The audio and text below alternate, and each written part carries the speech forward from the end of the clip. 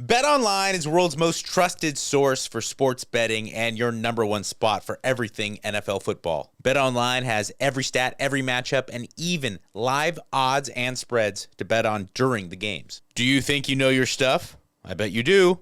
Get in on BetOnline's $200,000 Pick 5 contest. All you got to do, pick 5 games against the spread to win your chance at many different prizes and that $200,000 prize. BetOnline is the most trusted source and platform for sports betting and your number one spot for everything football. Plus, when the game's over, head on over to BetOnline for that online casino, blackjack, poker, and over 150 different slots.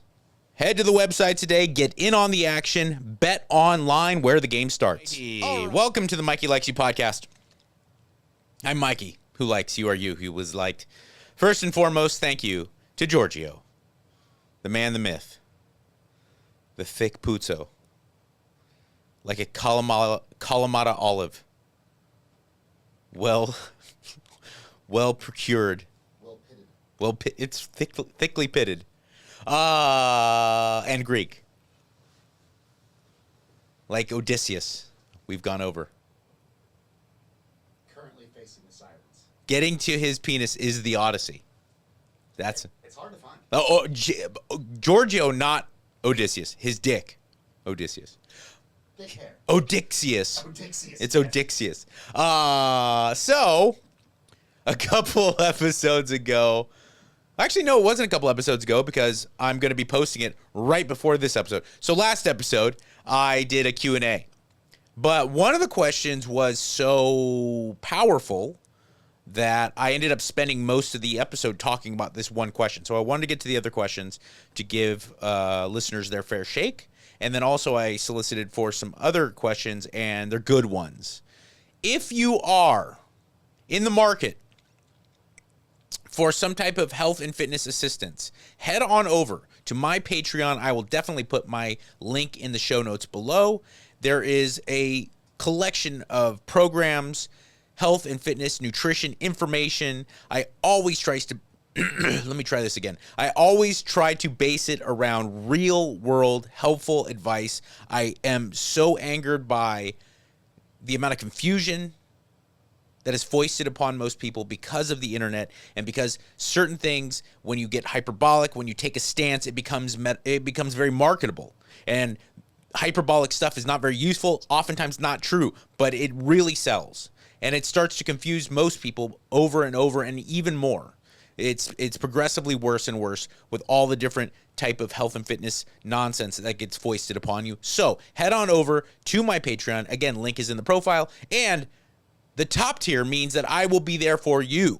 I coach you both nutritionally, lifestyle stuff, and training, and I can be your man nonstop. I am also starting to sell my own products there as far as like PDF-based training programs that you can just buy one time and take it with you and work both nutritionally and training. So there's a lot of new stuff right there at my Patreon. I think it's worth your money. I really want you to invest in me because I need the help. Thank you very much. Patreon link in the show notes below. All right, let's get to the Q&A. Do do do do do do. Do do do do do do do. Do do do do do do. Questions for me. I should have had these queued up before I started the show. Motherfucker. All right, there. Question's so hot you can't even handle. Let's see here. If Kevin and Bean came back to K-Rock, would you want to be back on the show? Sure. Thank you, Dubgood. Sure. Of course. That's not going to happen. I'm not saying anyone from the Kevin and Bean show wouldn't go back and work at K-Rock. Maybe they would. But the Kevin and Bean show getting back together? No way. First off, Bean doesn't even live in the country anymore and retired. Kevin, I could see Kevin getting back into morning radio. Plus, the Kevin and Bean show is a morning show, and K-Rock already has a morning show. From what I don't live in Los Angeles, so I don't even know if it's good or bad. And I've met Klein before. He seems like a very nice guy. So they have a morning show. I don't know. But if it were to happen in some weird world, sure. Psycho Mike, this is from Kona Town. Kona Town. I want to go to Kona Town. Psycho Mike, what are your opinions on peptides, specifically BPC 157? Do you trust peptides or are you skeptical about them? Very good question. BPC 157, out of all the peptides, is probably the most popular. It's reached a pretty impressive level of popularity for something that I'm not quite sure is legal or not. But peptides, let me start by answering your question by doing the audience a favor, because I think even people who are familiar with or might even be taking certain peptides don't really know what peptides are. That's one of the other things, besides a lot of nonsense getting pushed on you by the internet. Another thing that greatly annoys me about modern health and fitness is that so many things that are cutting edge, be it medically, pharmaceutically, surgery wise, people just start exploring them without even having any fucking idea what they are. They don't even know. It's like basic background understanding of what this is. They're just like, I don't know. I heard Joe and Schmo talk about it on their podcast. I'm going to put it in my body. But here's what peptides are. Proteins are different collections of amino acids. All proteins are broken down into these blocks called amino acids. Different collections of different levels of amino acids create different proteins. A chicken breast is one collection of proteins, one lineup of amino acids. Whey protein is a different one, and collagen protein is a different one. Peptides are short chain bonds of amino acids. So they're not complete proteins. They are these short little chains of amino acids. That's what peptides are. They're like little mini chunks of proteins. Hormones and peptides often get greatly confused, but they are slightly different things. Hormones, things like testosterone, things like estrogen, they come from cholesterol. That's where they are developed from. Peptides and hormones, again, oftentimes get thrown into the same category, and there is oftentimes a lot of confusion. Hormones are what makes certain chemical activity or certain processes in the body happen, okay? Peptides are things that signal certain processes in the body to happen. The best analogy I like to give, let's say there's a girl, right? Your sister's friend, and she's getting harassed by a bully. Nothing too serious. She's not getting beaten or anything, but she's getting harassed. Guy's saying a lot of naughty shit to her, and he's saying a lot of mean, vulgar things to her at high school, okay? A hormone is that girl's dad going down to high school and beating the fuck out of that kid, forcing him to shut his mouth. Testosterone, estrogen, progesterone, these are hormones, okay? They are the chemical they are forcing chemical activity and certain processes in the body to happen. A peptide is like that girl going, hey, I really don't like it when you say that, and I wish you would stop that behavior. Okay? They're called signaling, or they're messenger type behavior. You put certain peptides in your body, and it can encourage an increase in growth hormone. It can encourage an increase in certain different activity inside the body. Hormones actually make that process happen. Okay, so they're similar, but that is the one major difference between hormones and peptides. The most famous and the most common peptide, the one that has the most research, the one that has the most availability probably, and the one that is most common for people even outside of the health and fitness world to understand and to recognize is insulin. Insulin is an amazing peptide that takes care of clearing glucose and sugars outside of your blood, right? Those that are insulin resistant, they have a problem because regardless of how much insulin, or not regardless, but even large amounts of insulin can be secreted, and then they're still continuing to have a lot of sugars circulating through their blood. Those who are very insulin sensitive, they get that glucose pulled out of their blood very easily with even a marginal amount of insulin. Insulin is a peptide. It is a collection of the short amino acids, short chain proteins that serve these processes throughout the body. Okay? So there's been a lot of research, a lot of science recently about these peptides, and almost all peptides and hormones, by the way, come from the medical world. They are designed, they are procured, and they are being administered to people for the sake of something else in the medical world. A lot of cancer research, a lot of tumor or growth research to either help treat people with certain conditions or to help mitigate the growth of certain other things inside the body. Almost all of the even things that a lot of bodybuilders or athletes have been taking for years, they got adopted from the use in the medical world for something else. And peptides are the same way. The most common right now are tesamorelin, which is an analog or a messenger, as I was talking about in the analogy with the girl who's like, hey, I really wish you would stop doing that. Okay, not like a hormone, which is the dad going down and beating the fuck out of the bully. The girl going, I really wish you would stop talking to me like that, and I hope that could happen. And then in a perfect world, that does happen. There is tesamorelin, which is a very, very good peptide for increasing growth hormone inside the body, IGF-1, insulin-like growth factor, and making growth hormone even more effective and potent inside the body. So instead of taking growth hormone, you take this tesamorelin, this messenger. It's like, hey, kick out the jams with that growth hormone, and then you start to see some of the benefits as far as muscle mass, as far as bone and tendon structure, structural integrity, and a lot of like the anti-aging benefits, moisture in the skin, and things like that. Okay. Another one that is super, super, super popular recently is BPC 157, which is what this person has asked about. BPC 157, also known as body protective compound 157, is very interesting. A lot of people who really know what the heck they're talking about, who have a lot of experience and a lot of knowledge in the world of sports performance and health and fitness, swear by BPC 157 being very useful for tissue repair, for keeping you feeling good even if you were to get injured or as you age and everything starts to get a little bit more sore, a little bit more rickety. BPC 157 seems to be very effective at taking care of those things. Injury recovery, tissue repair, things of that nature, and just overall systemic recovery.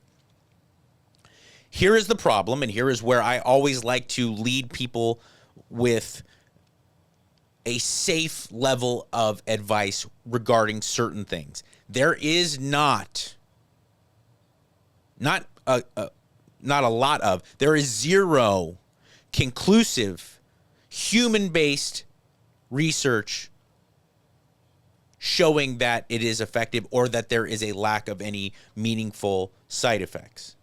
There's zero. I've come across one study that used 16 patients. Okay, and they didn't even have a really solid control group of people who weren't. It was a very sketchy one. But most of it is in animal research. I'm not saying that's not useful, but there is no real kind of meaningful, significant human research on BPC 157. Now, that being said, everyone from top tier championship level athletes down to bros like me, and I've heard Joe Rogan and like Huberman talk about, like really healthy, kind of jacked, middle-aged men who are just interested and very committed to health and fitness, have uniformly talked about how useful BPC 157 is. And there has, in the last decade where people have started to mess around and play with this, there's been no noticeable downside. Okay? So that deserves to be said. The world's strongest man, I forgot this young man's name, Canadian fellow. You know what? I'll find this video and I'll put it up. Last year in August, I completed a show, and on day one, I tore my hamstring, and my whole inner thigh was black. Classic hamstring tear. That was at the end of August. I had a competition at the end of October, right? So we've got 8 weeks. That is about the time to just heal a tissue under normal circumstances. It took peptides. It took all of a week and a half to come around, prepared, and I won the show. And that, to me, that is the most concise way to say this stuff is magic in a way. there is a litany of these types of stories and just everyday gym bros talking about, my knee was never, it was just, I kind of gave up. I'm never going to squat again. My knees kind of been bothering me. My low back, this and that. BPC 157 came to the rescue, and it seems to be working. Okay, so those are my thoughts on BPC 157 and also my breakdown of what exactly peptides are, because peptides are a big deal right now. It's a big deal. Everyone seems to be at least brushing up against them in their everyday life if they're at all reasonably interested in health and fitness. And I will just reiterate this because I think it's meaningful to tell people. Hormones are derived from cholesterol, and they are the direct kind of pathway to making certain processes happen in the body. The most notable, certainly in health and fitness and strength sports, is testosterone is a hormone. And a hormone is like the dad of a girl who's being bullied going down to the high school and beating the shit out of the kid and saying, don't ever talk to my daughter that way again, making sure that a process happens. They are the process themselves, essentially, in the body. Testosterone, estrogen, things of that nature. And peptides are short connections of amino acids. They're small blocks of amino acids. Full blocks of amino acids or full chains create proteins. Smaller ones, small chains, create peptides. And they can be messengers, or they can encourage certain processes to happen in the body, but they don't do them directly. They are like the girl who is being bullied saying to the bully, it really makes me feel awful when you do that, and I really wish you would stop doing that.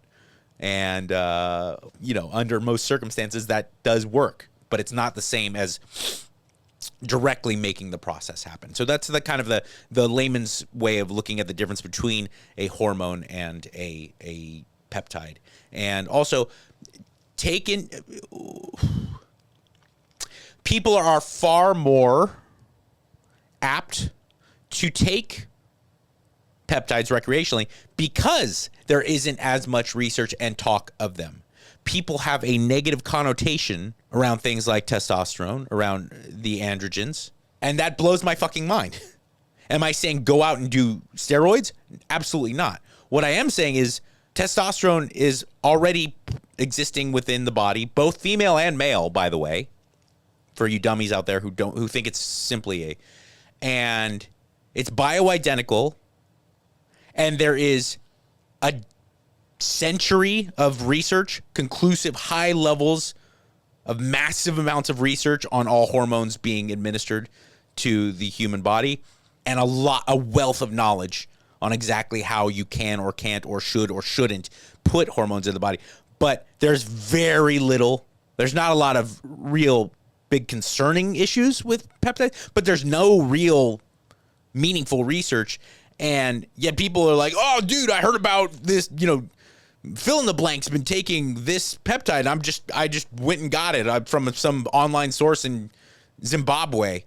Put that shit right in my body. But then they'll judge people for taking testosterone or a certain other hormones, the androgens and things like that. And I say, wait, recognize what we're doing here. And this is a larger problem in general.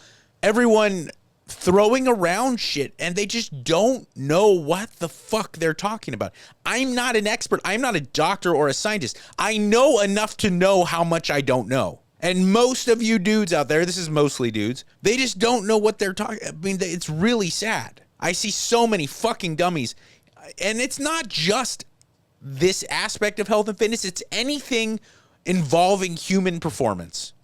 I was watching highlights or clips from the UFC this past weekend, with Sugar Sean and Ortega. And I'm watching fight breakdowns. And the comments below are a bunch of fucking grammatical errors and misspelled bullshit from fat fucks who have never, ever trained, ever. You could tell by the things that they're saying that they've never trained at all. They have not even a sniff of knowledge in combat sports. And they're sitting there ripping on Brian Ortega, talking about how Sugar Sean did this and that wrong, and he could have won the fight if he would have just... I'm like, what the fuck are you... Why would you even feel motivated to put this up? I would never in a million years go to a breakdown of an NBA game or a NCAA basketball game and start giving my opinion on how players should or shouldn't be playing the game and how they could have been more effective or why they suck. I'd be like, well, that's fucking insane. Why would I even think to do that? Or to go to, Nigel Houston's Instagram feed and clown his skating or even make comments.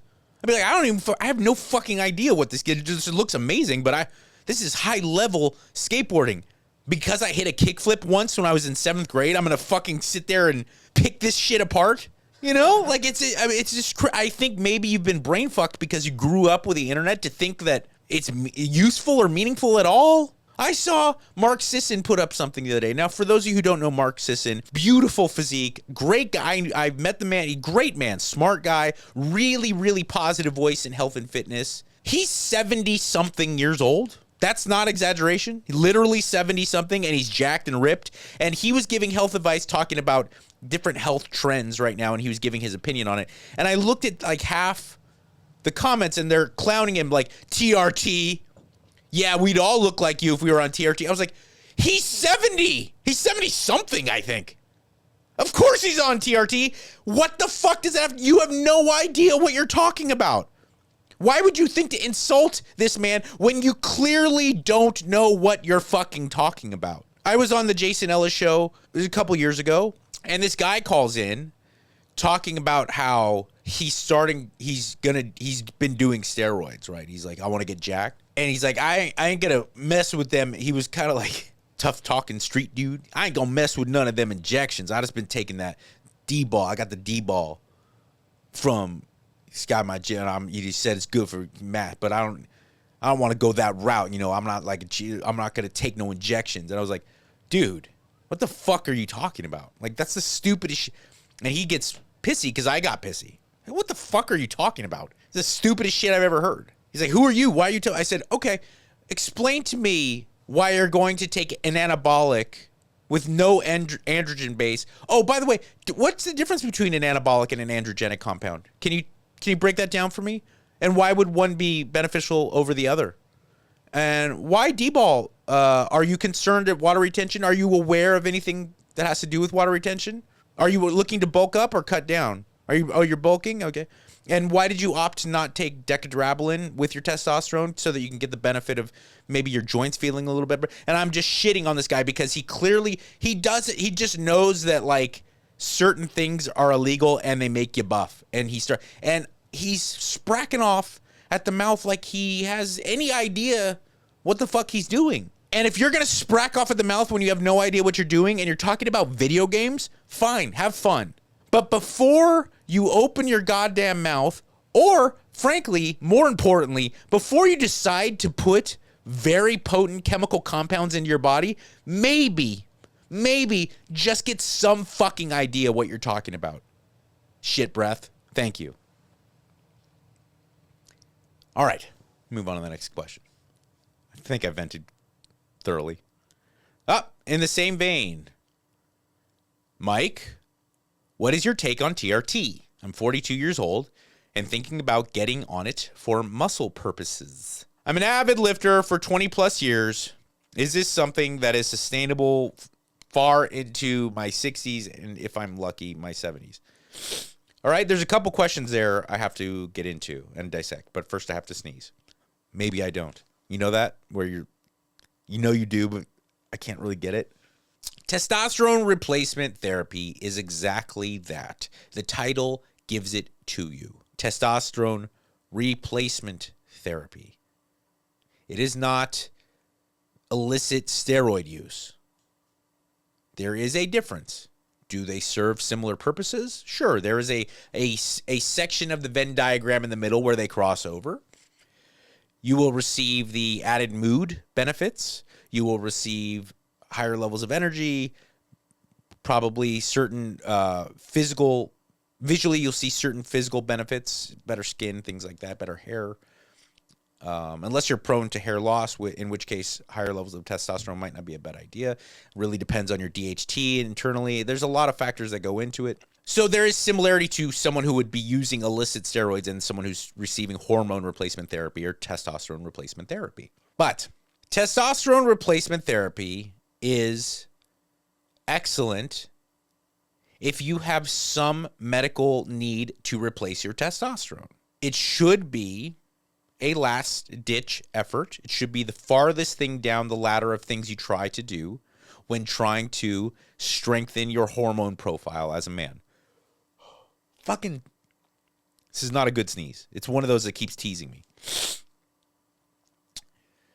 What I mean by that is at 42, you are definitely right at the age. I'm 45. When I was 42, I was not taking TRT because my testosterone probably wasn't what it was when I was 28, but it was, thank you, but it was in a range that I could manage it by getting better sleep. And because I was already, and I always have been, someone who really maintained a very healthy diet. And I trained in a way that was healthy to me overall, systemically, lifting heavy weights, running sprints, things like that. But I changed my sleep patterns and I tried stress regulation techniques, and I did not need to get testosterone replacement.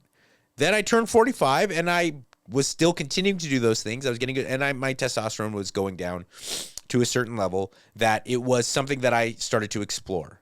And I will tell you exactly what my doctor said. He said, Mike, you don't need TRT. You need TRT to continue being you. And I said, what do you mean by that? He said, well, at your testosterone levels being what they are now, as they naturally are going to decline, if you want to continue to train as hard as you train, if you want to continue to be a farmer in your off time from when you're training, and then have big jack dudes choke you and then choke them, and keep going at that pace, and then hopefully try to be energetic and happy with your family and in a professional capacity, you are going to have to start to take exogenous testosterone or bioidentical testosterone and put it in your body so that we can get that levels to continue to stay at that level, even though you're doing so much overall taxation to your system. And I said, sign me up. And I started taking testosterone. Almost immediately at the prescribed dosage I was taking, my testosterone fucking went to like 1200. That was not okay. It fucking sounded cool, and I did see the jackedness. I was like, okay, well, are we really going to stop this? But I had very oily skin. I'm prone to, I probably have pretty shiny skin as is just right now.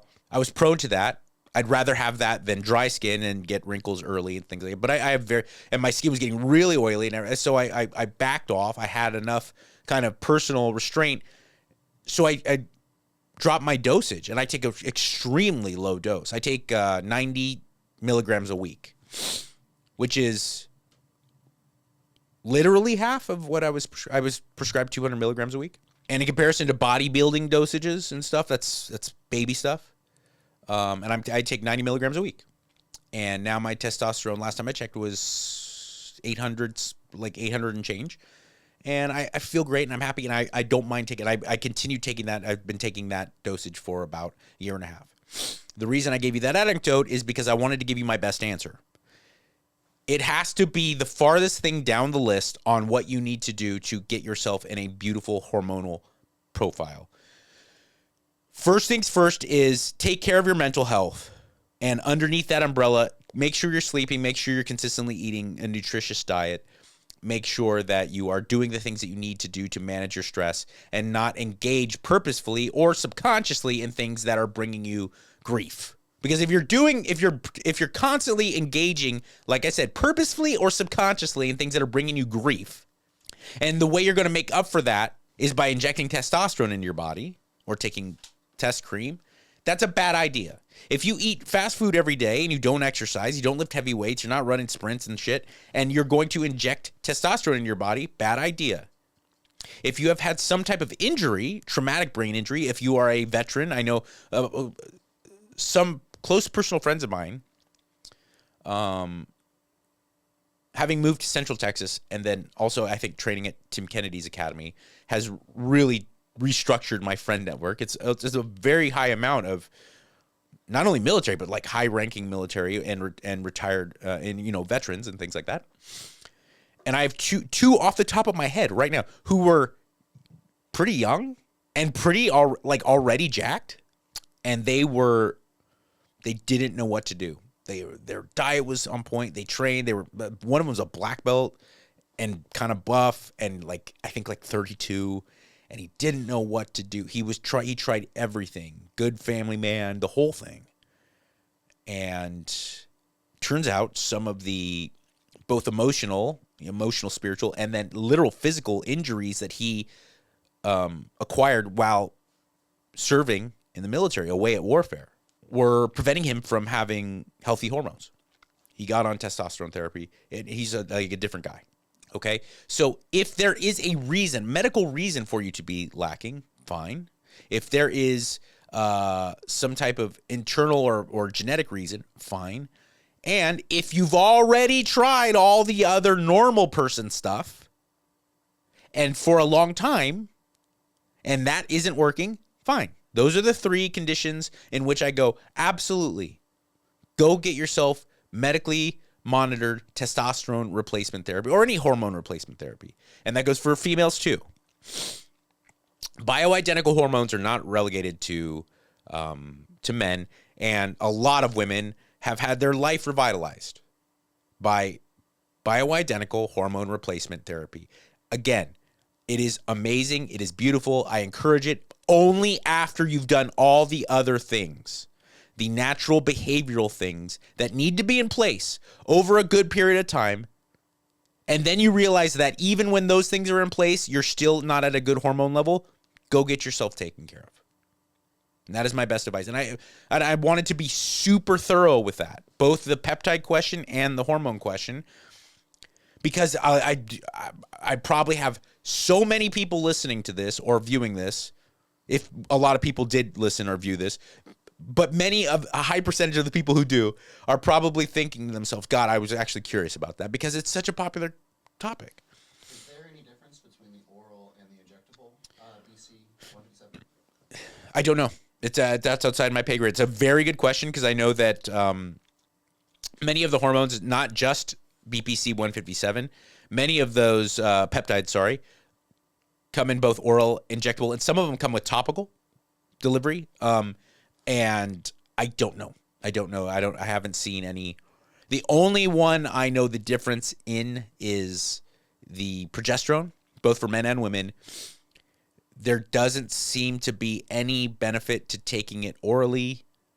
That all of the research I've seen, actually topical progesterone seems to work better than oral. That's the only hormone or peptide I've ever seen any meaningful research on as far as the delivery system being better. The jury's out, and I think from what I've seen, testosterone, because a lot of people get the pellets, a lot of people get the cream, and some people go straight to injections. I have seen wildly different results from both anecdotally and in research from person to person. Some people seem to respond better to one form, others seem to respond better to the other, which seems to make sense. Just if we were to apply, same goes for training, same goes for nutrition.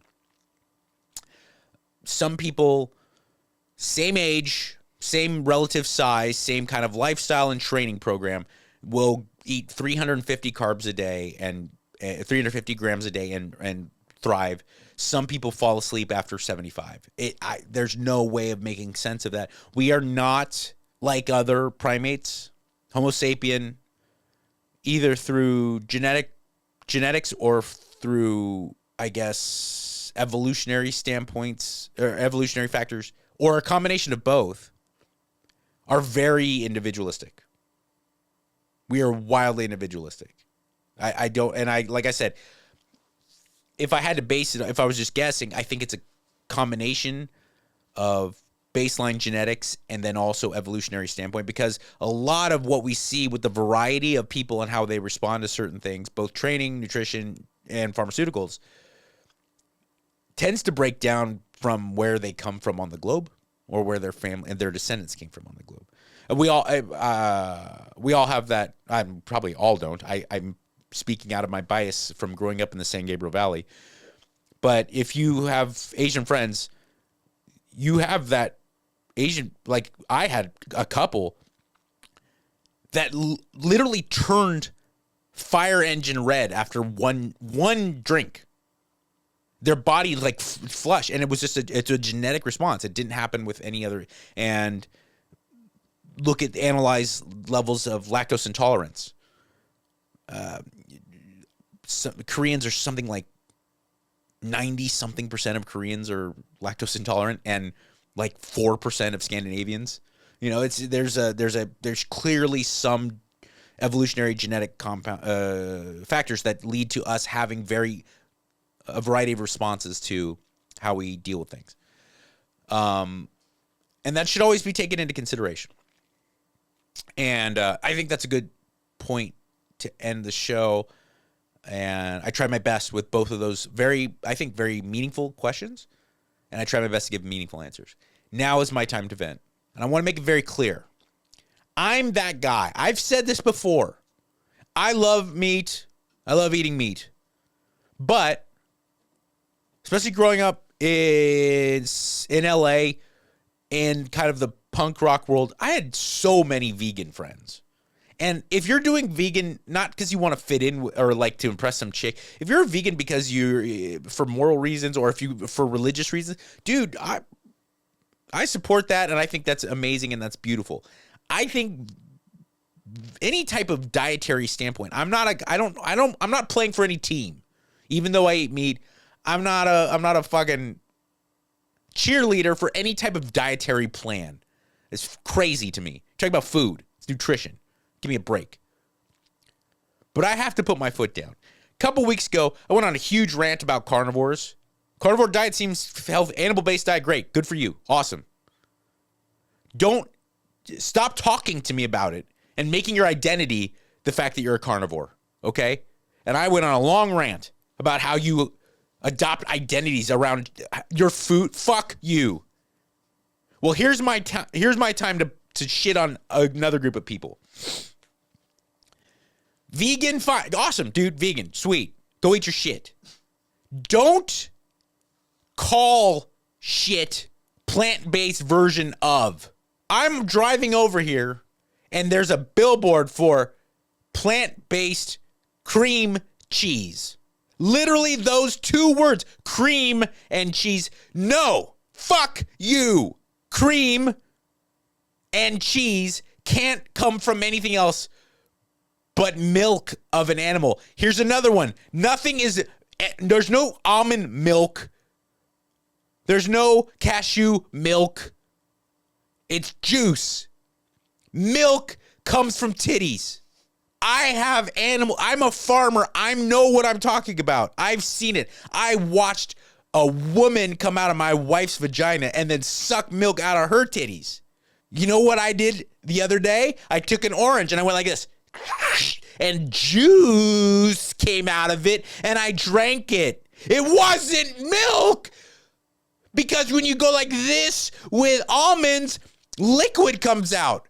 It didn't come from a fucking tit. So it can't be milk. And it can't make cream or fucking cheese.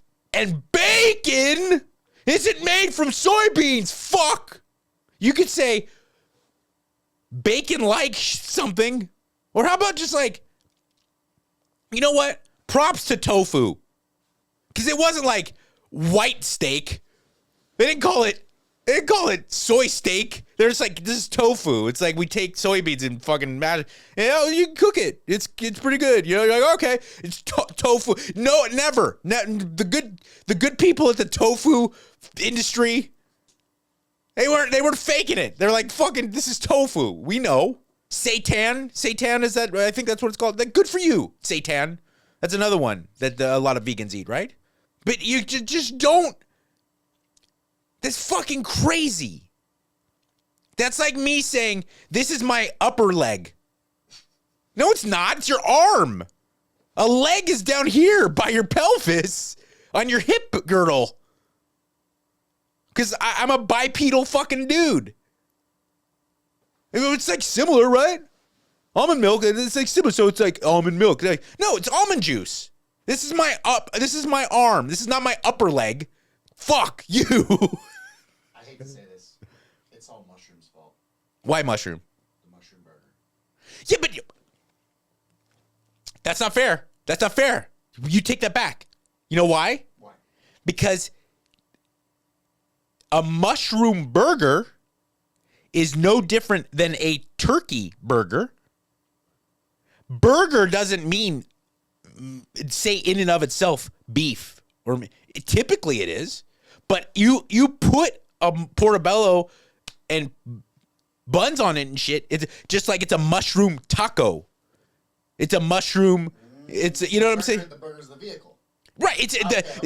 in and of itself, the definition of milk, like you milk goats, you milk cows, it's milk, juice. What is the difference between juice? I gave the perfect analogy. I took an orange and I squeezed it like this and fucking juice came out. I took an apple and I ground it up and juice came out. Not milk. No, I have nut milk. Oh, you talking about me or are you talking about? No, it should be called almond juice. And I get it's white, but a lot of times, look, here's the other thing. You fucks. Have you ever noticed almond milk is white? Or sorry, let me I fucked this one up. I have to own this one. I fucked up. Have you ever noticed coconut milk is white and shit?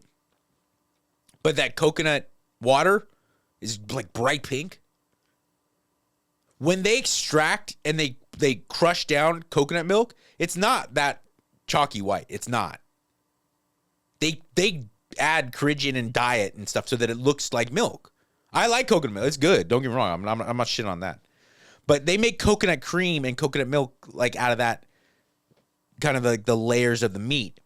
And it's actually quite healthy. I'm not shitting on it.